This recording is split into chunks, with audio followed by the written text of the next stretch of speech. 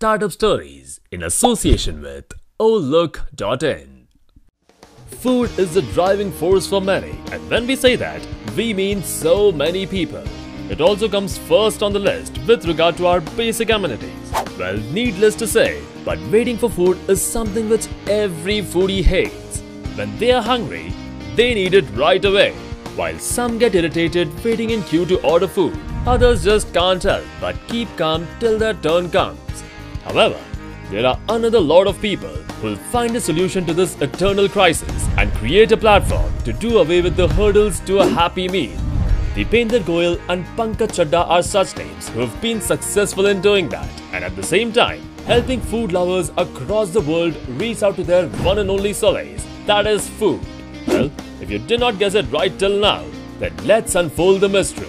Today, we are talking about the success story of food search engine Zomato, and it won't be wrong if we say that this is the Google of food.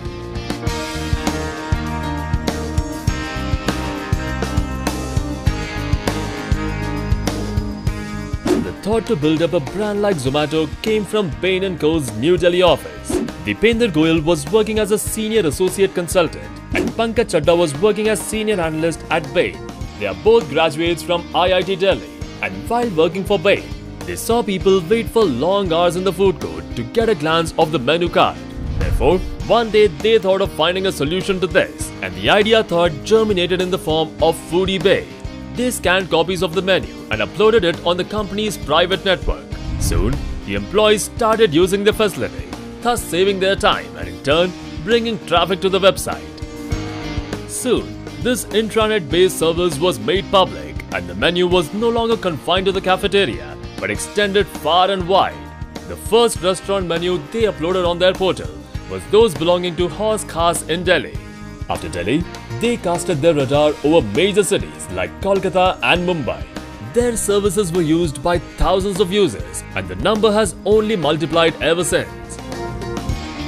Foodie Bay was getting recognition as the services it was providing was unique, prompting the founders to take this project to a pan-India level. It was then that they chose to revamp the name in order to make it more captivating and easy to remember, and also to avoid any confusion with the popular website eBay.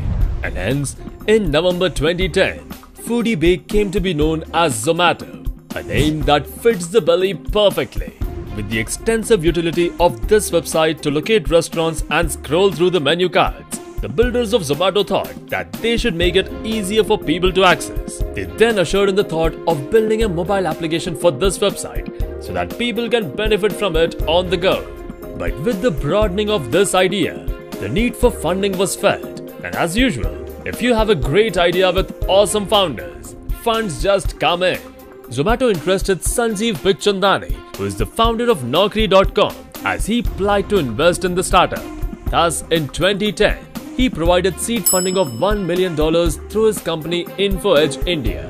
But after this, there was no stopping to Zomato and Deepinder Goyal, as in the next round of funding, the same financiers provided them with a fund of $3.5 million. Later in 2013, Zomato received a whopping $10 million funding from InfoEdge India, making it a holder of more than 50% stakes in the startup. Other investors of this enterprise include Sequoia Capital, VY Capital and Temasek. Well, after that, Zomato just kept receiving funding, and by now, Zomato has raised a total funding worth $225 million.